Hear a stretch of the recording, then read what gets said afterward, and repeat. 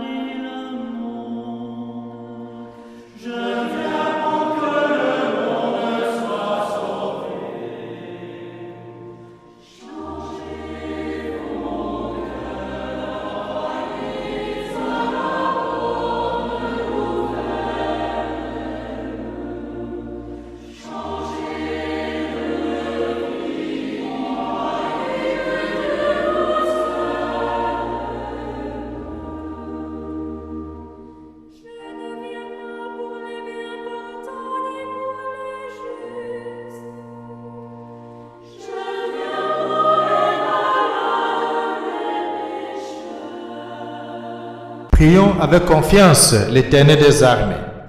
Dieu éternel et tout-puissant, toi que nous pouvons déjà appeler notre Père, fais grandir en nos cœurs l'esprit filial, afin que nous soyons capables d'entrer un jour dans l'héritage qui nous est promis par Jésus-Christ, ton Fils bien-aimé, lui qui vit et règne avec toi dans tout du Saint-Esprit, Dieu maintenant et pour des siècles et des siècles. Amen. Nous pouvons à présent, mes chers amis, lire 2 Corinthiens chapitre 11, les versets 1 à 11. Et après nous allons proclamer l'évangile de Matthieu. Méditons ensemble le psaume 110.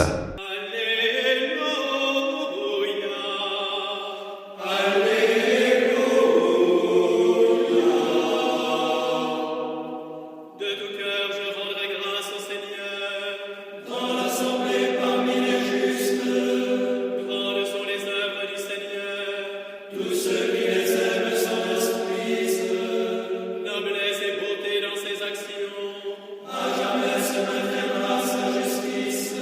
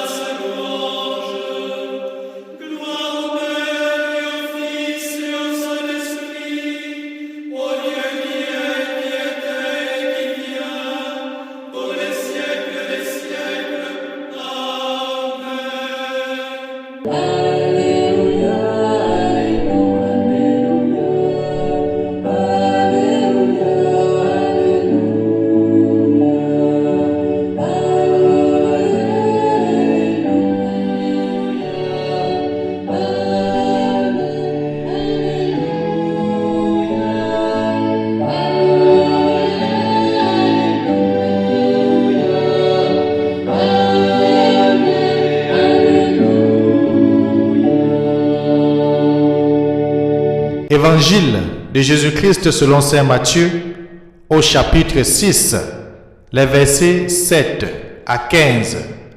En ce temps-là, Jésus disait à ses disciples, « Lorsque vous priez, ne rabâchez pas comme les païens. Ils s'imaginent qu'à force de paroles, ils seront exaucés. Ne les imitez donc pas, car votre Père sait de quoi vous avez besoin, avant même que vous l'ayez demandé. Vous donc priez ainsi, notre Père qui est aux cieux, que ton nom soit sanctifié, que ton règne vienne, que ta volonté soit faite sur la terre comme au ciel. Donne-nous aujourd'hui notre pain de ce jour. Remets-nous nos dettes, comme nous-mêmes nous remettons leurs dettes à nos débiteurs. Et ne nous laisse pas entrer en tentation, mais délivre-nous du mal. Car si vous pardonnez aux hommes leurs fautes, votre Père céleste vous pardonnera aussi. Mais si vous ne pardonnez pas aux hommes, votre Père non plus ne pardonnera pas vos fautes. Acclamons la parole de Dieu. Louange à toi, Seigneur Jésus-Christ. Vous donc, priez ainsi. La bénie de mon Père, aujourd'hui, saint Matthieu nous met au cœur de cette relation d'intimité avec Dieu, au cœur de notre prière.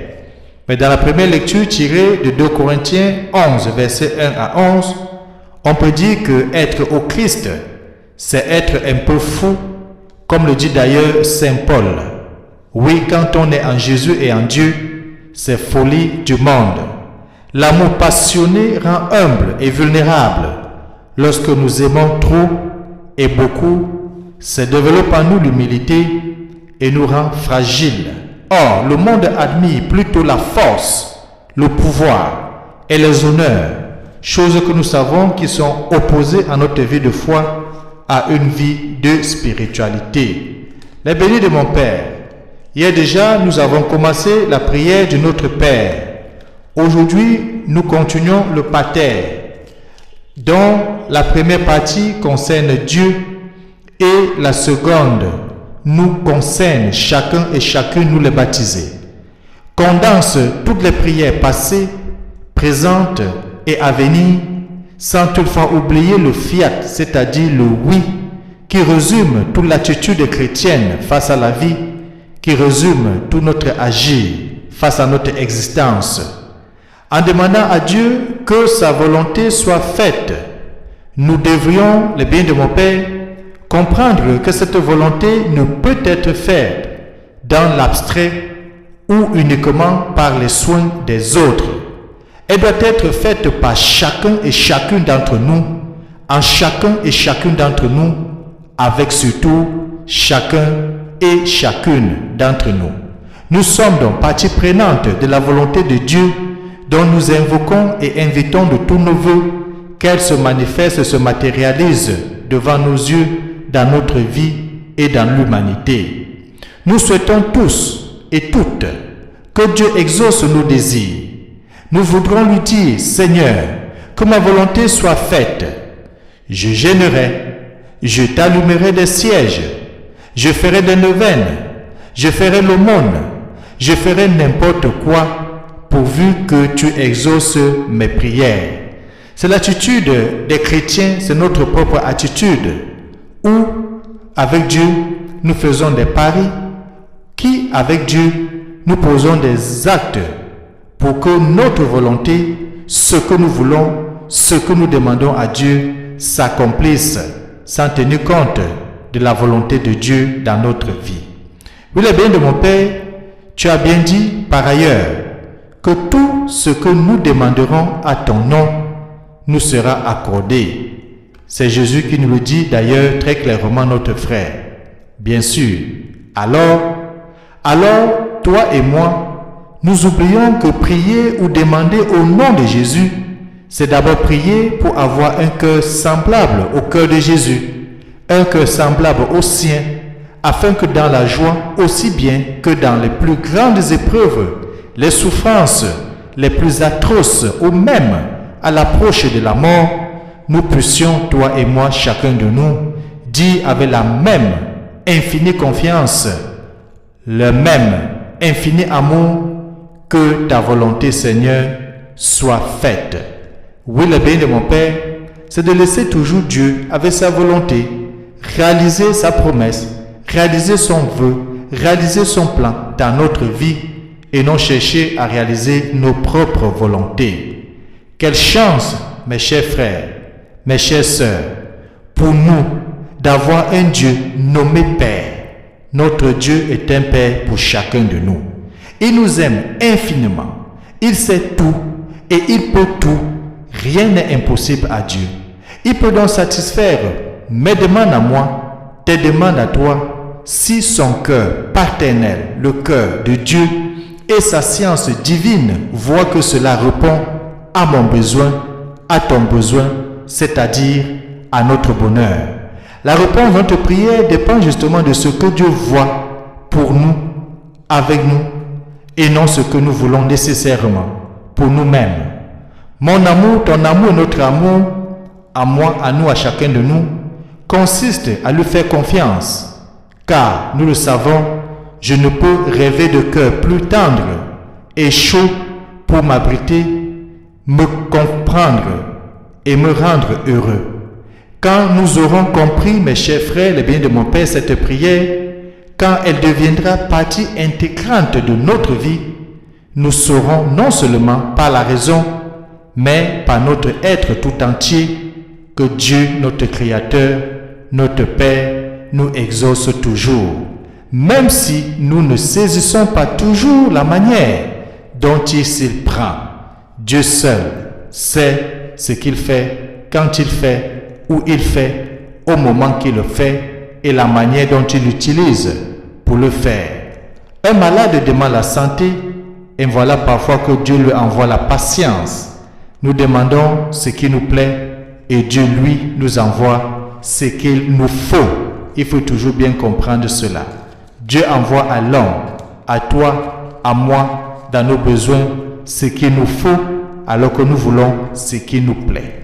Que Dieu Tout-Puissant nous aide au cours de cette journée d'apprendre à nous conformer à sa volonté et qu'il nous bénisse et nous garde, lui qui est Père, Fils et Saint-Esprit. Amen. Bonne journée.